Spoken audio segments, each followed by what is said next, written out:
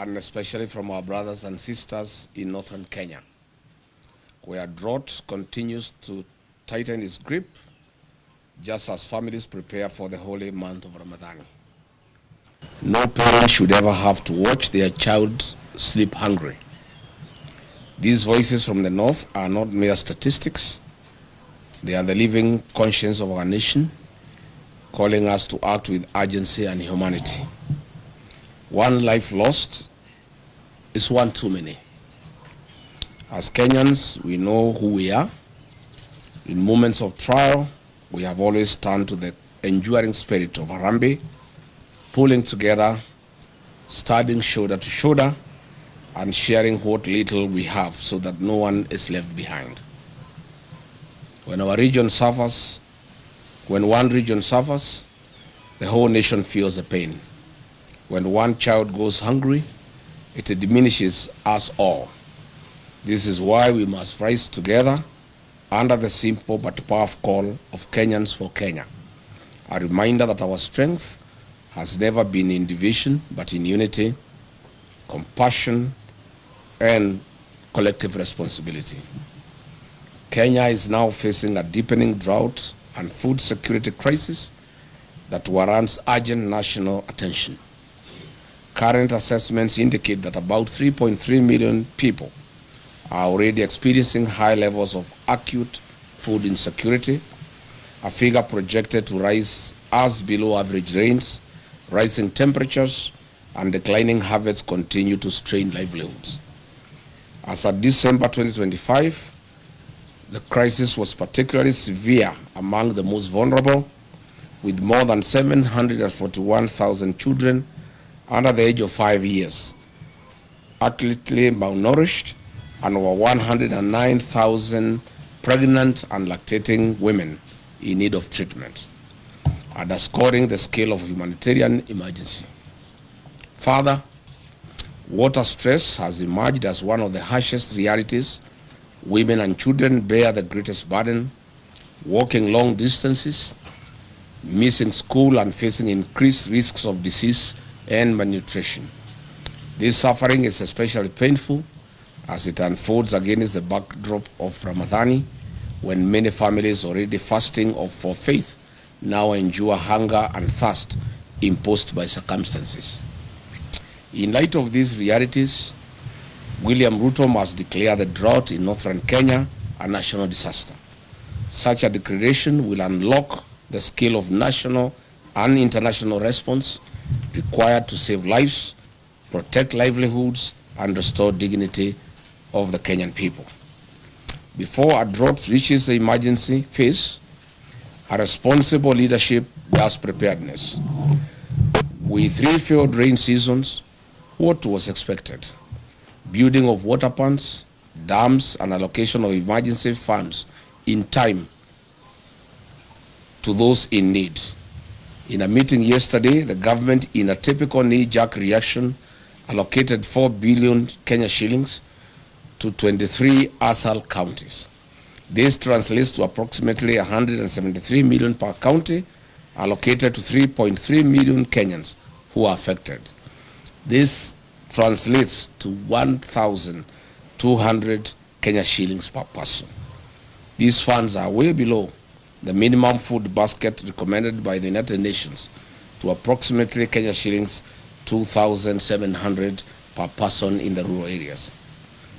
In an expose recently, the Office of the Deputy President spent 338 million on private jets, chartered airplanes, and choppers. Aden Duale's Shah business lost 11 billion Kenya shillings. This government does not take human life seriously. For a young man in Kenya, if they are not killing you in the streets, they are tear gassing you in church or killing you with thirst and hunger in the north.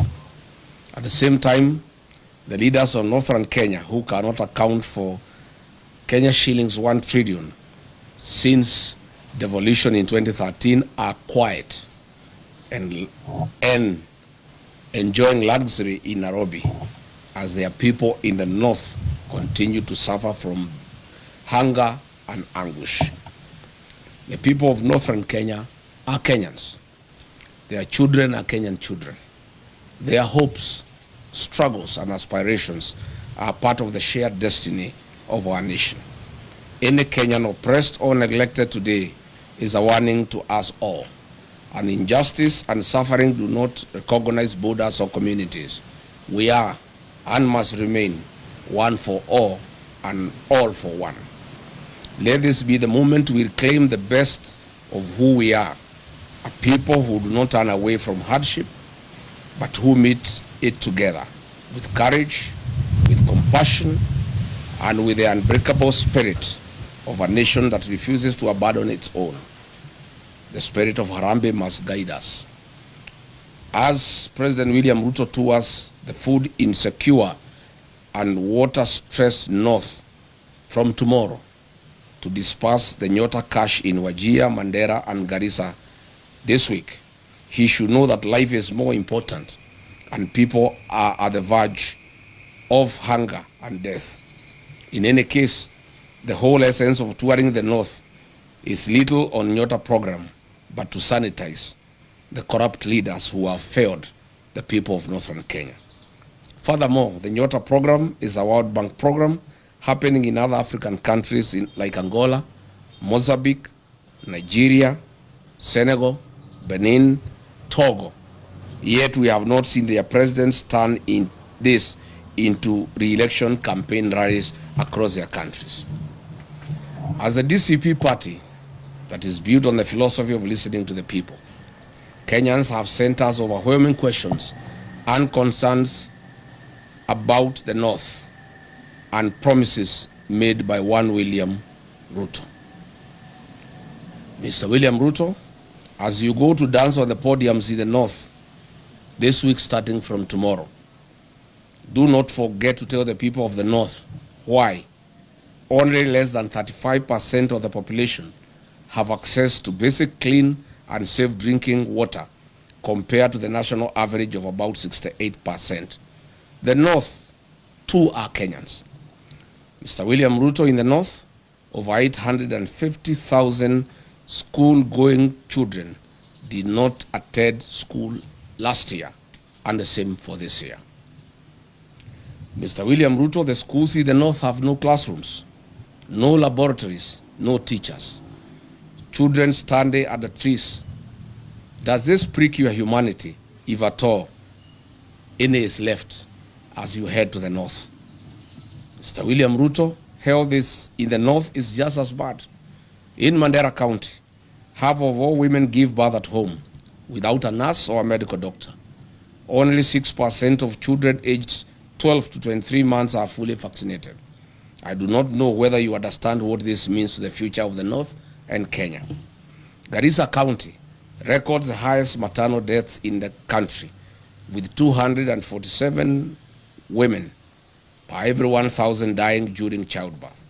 Your closest friend and partner, Aden Duale, is the CS for Health, and he comes from Garissa. Tell him to explain this phenomena to the people of Garissa and the North.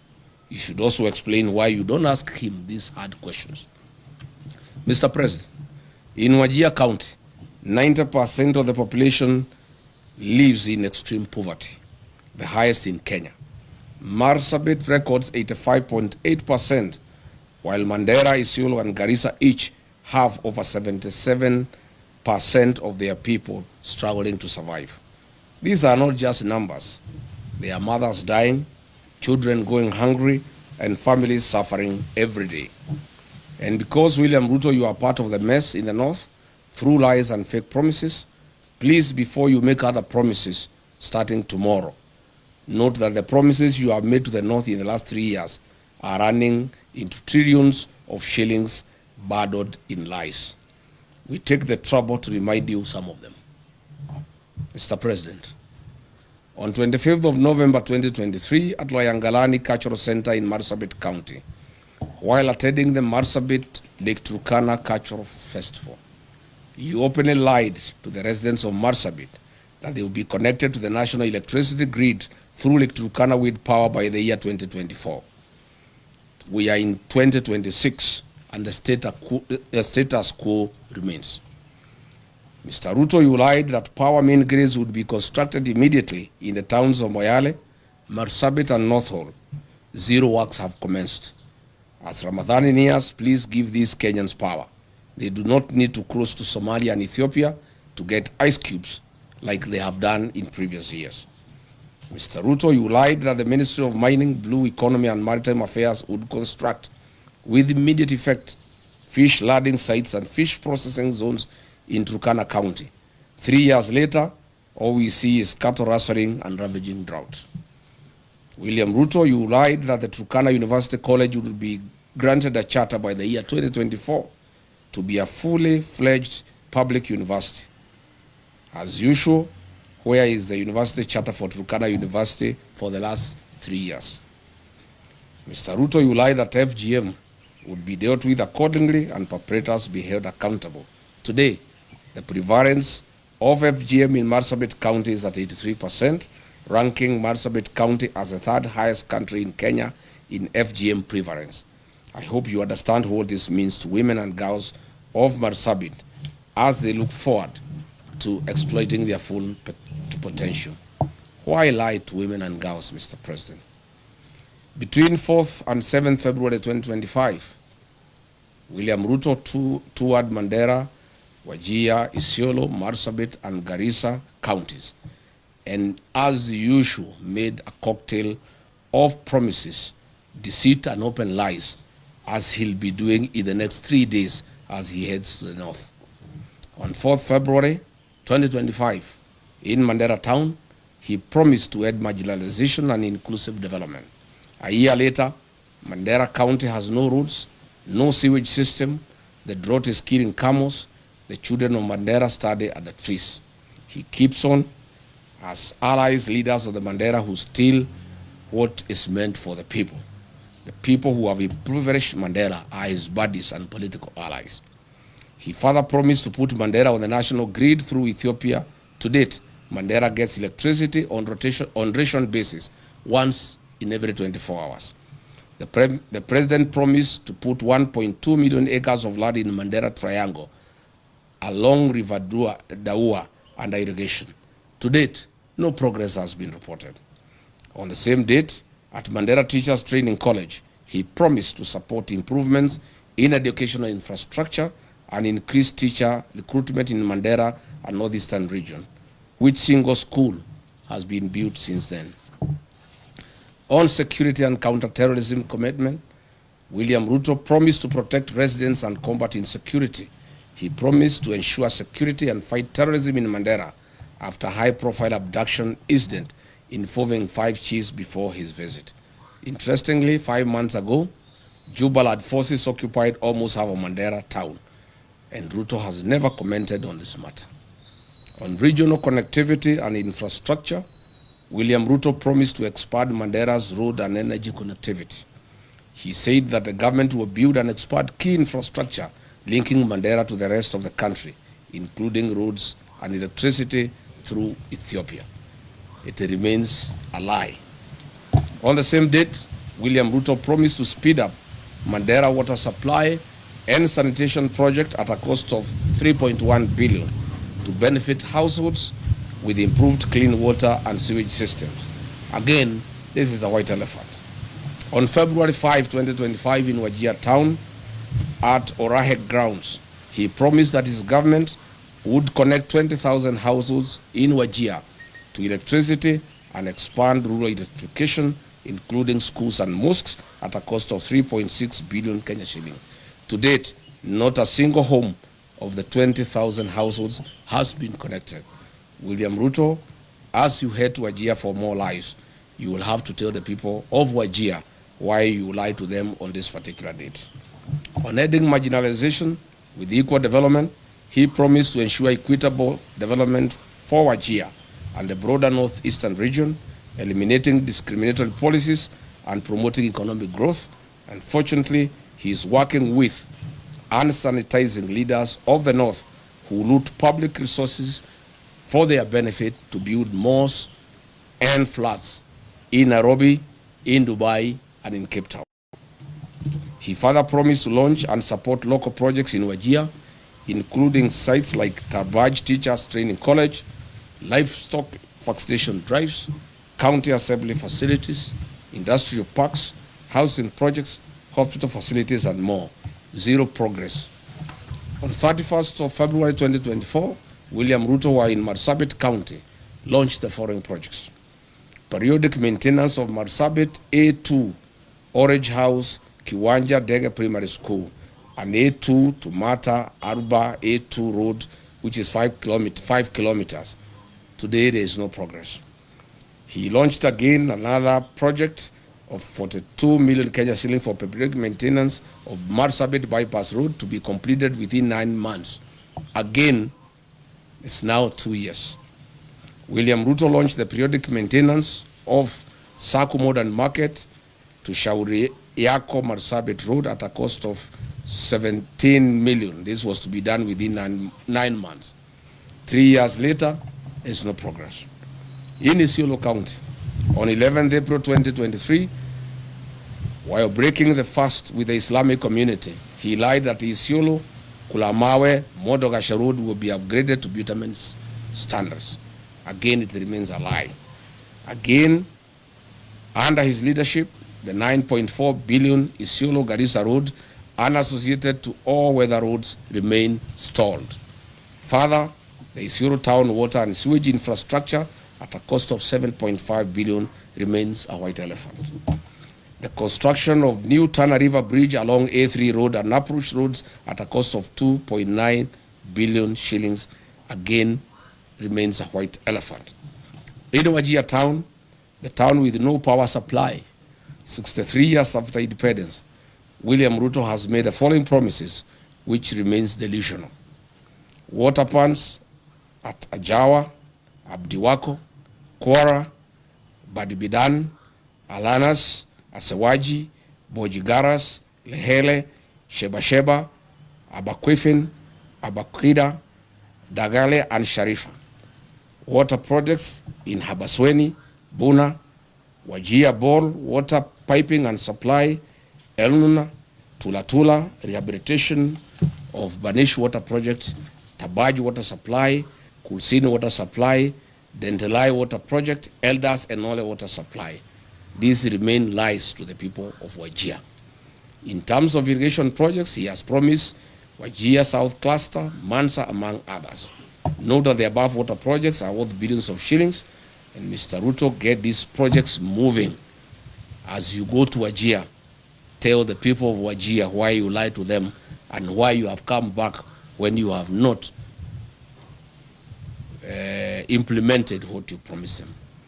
As we speak today, Wajir Level 5 Hospital and Griffith Level 4 hospitals have no sterilization and surgical sets, leave alone having reliable power supply. William Ruto, with the governor of Wajir, you may need to explain this to the people of Wajir. The construction and upgrading of bitumen standards on the following roads in Wajir County remain a campaign lie and tool for William Ruto. Habaswen Township, Elders Township roads, Butte Town roads, construction of Wajir Bypass, drift on Lokole Elders Road, and the Habasweni Mosque Water Point Road. Your poetic road of Ramu, Gari, Elwak, Kobo, Kotulo, Tarbaj, Wajir, Samatar, Modogashe, Isiolo, tell us why majority of the sections are stored for the last 3 months and workers have never been paid their money to be able to continue with the construction. Tell the people of Mandera why power is being supplied once in every 24 hours. You must say what is happening at the Mandera Kenya Power Station. Finally, William Ruto, on 4th November 2023, in Lamu County, Kizingitini, Pate Island, you lied that Kenya shilling 700 million was available for construction of Mutagawada Sea Road. People are still waiting. Where is the 1 billion shillings for the development and equipping of 9 fishing lad sites for Mukowe in Lamu, a lie you told on 27th August 2023? Good people, that's where we are. We wanted to tell William Ruto as he goes to the north, the problem of northern Kenya is a problem of accountability. theft of public resources by leaders that he wines and dines with. He is going to be with those leaders in military choppers, blowing dust and wind to hungry population with no water and food.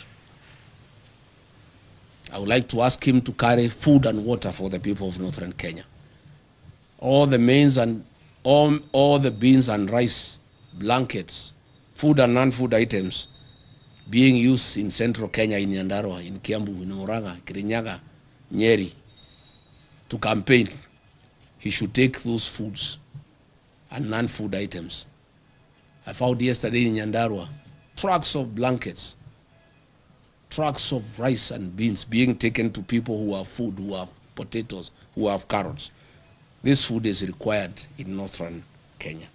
So that is why I called this press conference to ask President William Ruto before he goes to the north to prepare these answers for the people of northern Kenya, because it is immoral to cheat populations.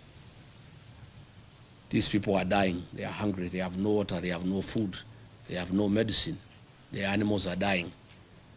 And then you go to dance with them and lie to them all. Asanteni sana. Any question? Yes, citizen. My name is Emmanuel Chok from Citizen TV. Just a few questions. Number one, the region has always complained that they've been left behind due to historical issues. What do you say about that? Because they have been marginalized according to them. Number two, this is the first time that you're having a presser after the changes at IBC. Are you okay with the person who is acting now? And lastly, there have been some concerns from Senate that there's some corruption. Governors yesterday said that the senators, some of the committee members, CPAC, are extorting them. Would you like to comment about that as well? Thank you. What was the first question? The first question is about the historical. Yes. It is true that northern Kenya suffered marginalization historically, but lucky for them, the 2010 Constitution was very kind to the people of northern Kenya. The 2010 Constitution ushered in devaluation. It brought the equalization fund. And since then, the people of northern Kenya have received billions of Kenya shillings from 2013. Again, the CDF has been a very fair program for the people of northern Kenya. Unfortunately, the marginalization that has been perpetuated by the leaders from the region. I have put them to task to explain to the people of northern Kenya where is 1 trillion shillings that has come to northern Kenya from shareable revenue through devolution, money for CDF, money for the equalization fund. When you go to Wajir, to Mandera, to Garissa, to Isiolo, to Marsabit, there's nothing on the ground. If you come here to the mountain region, you will see money meant for CDF. There are all manner of schools. All schools have tiles. Schools have cabro. They have modern buildings. If you go here to Kajiado North, the money for CDF is visible in the rest of the country. But there's nothing in northern Kenya. Zero. All these leaders are just here in Nairobi. But there is no accountability because they don't even allow audit to take place. They feign insecurity so that audit has to go into northern Kenya. If you look at the money that has been given to the governor since 2013, there are no hospitals, there are no dispensaries, there are no health centers, there are no ECDs, there are no roads, there is no water, there is nothing. Northern Kenya requires a special audit of all the funds that have been disbursed to those areas since that time. Number two, you have asked about IBC. We went to IBC and raised various issues. Of course, we did demand the removal of the CEO, and we are grateful that he has been removed. We call for a transparent and open recruitment of a CEO with no interference from the state. Further, we call upon the IBC to terminate the contracts for the mathematics system of conducting elections, the Venezuelan technology that was illegally extended by the outgoing CEO, Juan Marjan. He did it when there was no commission. It's an illegality, and that contract is illegal. And that contract should be terminated, and IBC should advertise and acquire modern and credible system for conducting our elections. Thank you. On? Yes. Most of these governors cannot complain of extortion. Why they are being is extorted, especially the ones from northern Kenya. They have stolen all the money meant for the people. So I gather the senators are reasoning that since they have stolen from the people, they need to steal from them. Of course, two wrongs don't make a right. Of course, the Senate and the National Assembly has been a theater of corruption. When I was being hounded out of office, the senators who hounded me out of office were given 10 million shillings each, and others 20 million. It's a den of corruption. And so is the National Assembly.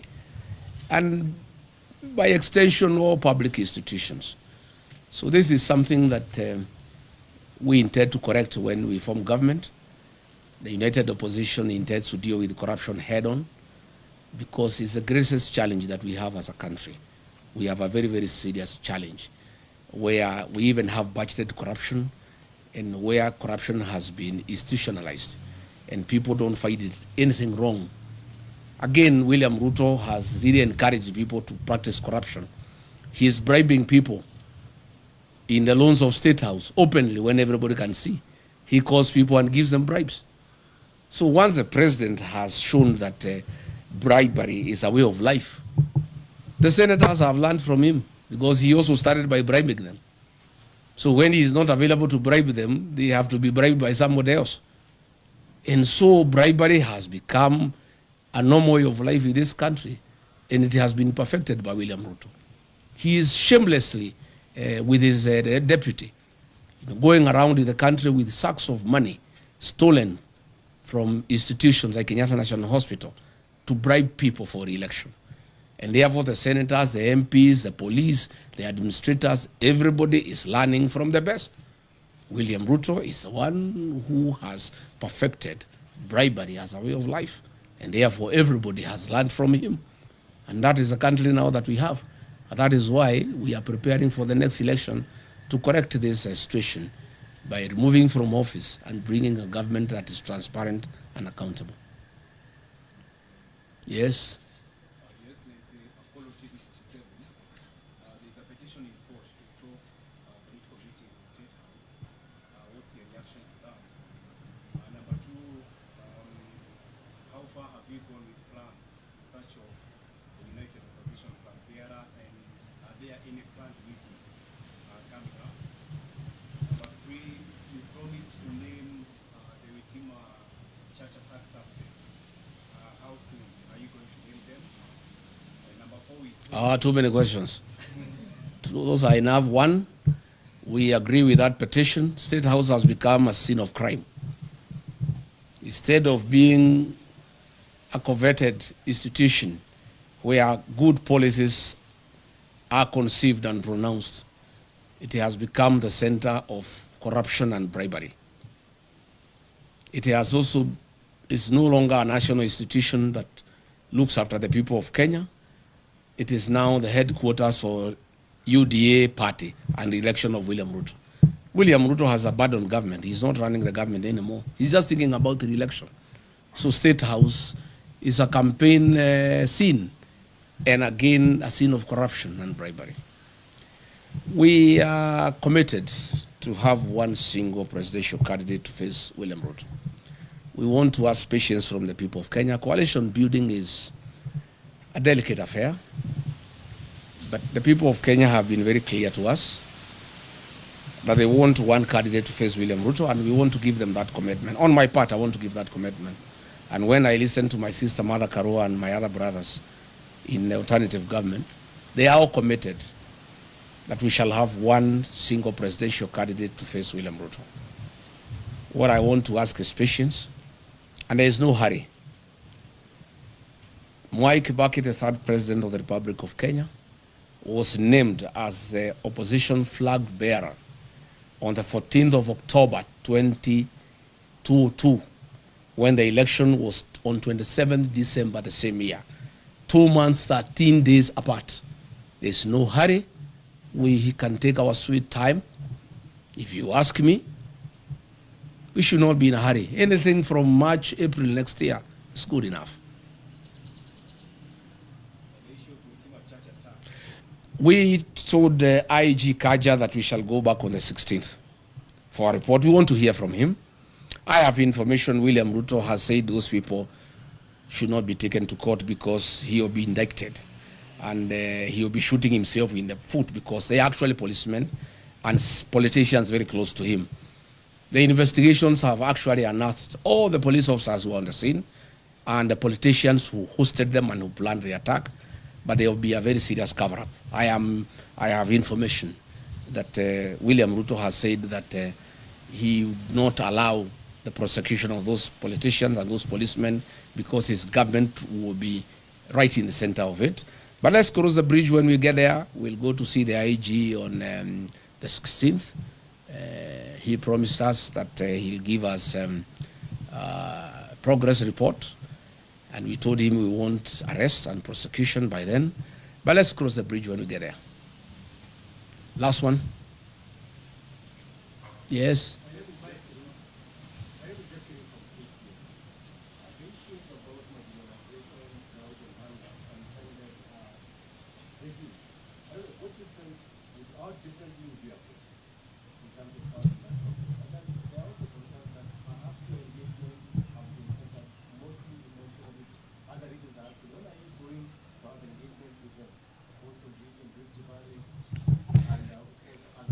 My friend, I'm here today talking about Northern Kenya. I'm a Kenyan leader.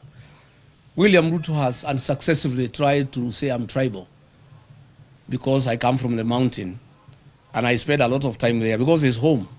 Even you people, when you go to work, in the evening you go back home because that's home.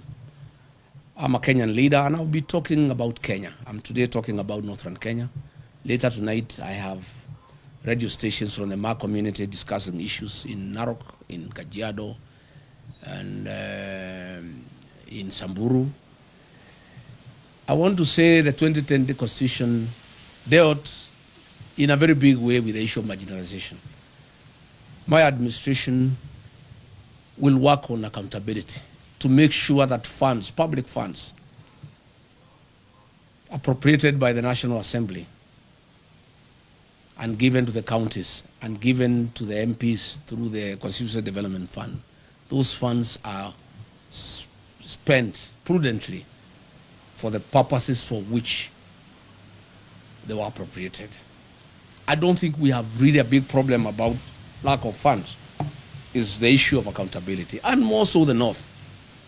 The people of Northern Kenya have borne the brunt of lack of accountability. And they have been taken for granted for too long. And that's why they're happy with me. And I can tell you, President William Ruto has the MPs and the governors in Northern Kenya and the senators. I have the people. The people are with me because I'm talking their language. And I've become a very serious defender of the people of Northern Kenya. And I want to give them a solemn promise and undertaking that in the next 1.5 years, I'll be their spokesman. I'll bring out all the issues that bedevil their region. I'll call out their leaders until they get justice. And after I'm elected president, I'll sort them out. I'll carry out a special audit on funds allocated to those regions from 2013 to date. And those who have misappropriated those funds will be held accountable. And they must pay the price for stealing public funds. Yes. What do you have to say about the drought situation in the Kenya region? Now now that you are against the food supply system being used by politicians? The drought situation in Mount Kenya region is very minimal. There are very few areas that receive relief food in the Central Kenya region, where I worked for many years as a district officer. I know the Mount Kenya region like the back of my hand.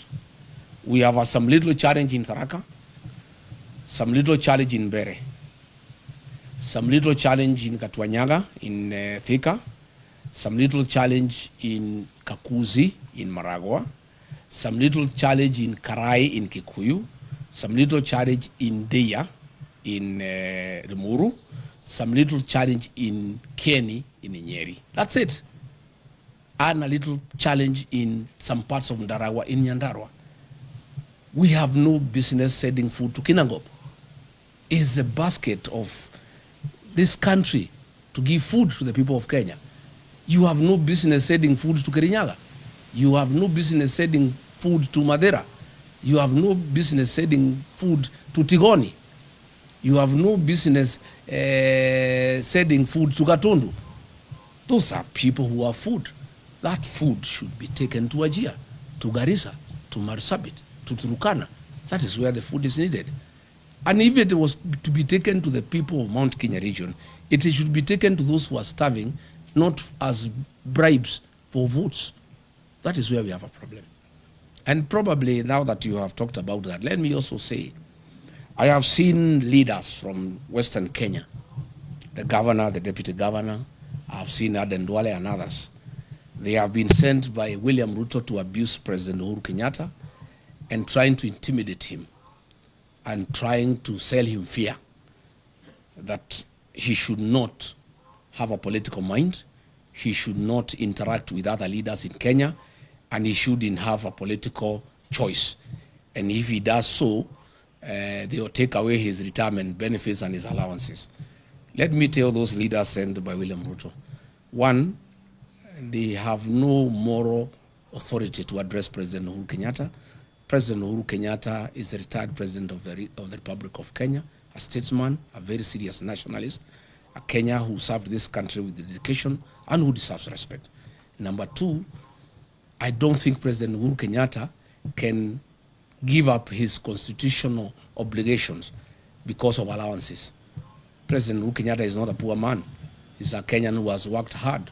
He's a Kenyan who has money and resources. And I don't think the President Uhuru Kenyatta can be told to shut up so that he gets allowances or he doesn't get. In any case, even if they carry out the threat and hold his allowances, there's no problem. Once we take over office, we shall give President Kenyatta his dues. And I know why they have a problem with the President Uhuru Kenyatta. President William Ruto is in shock. He is confused. He has panicked.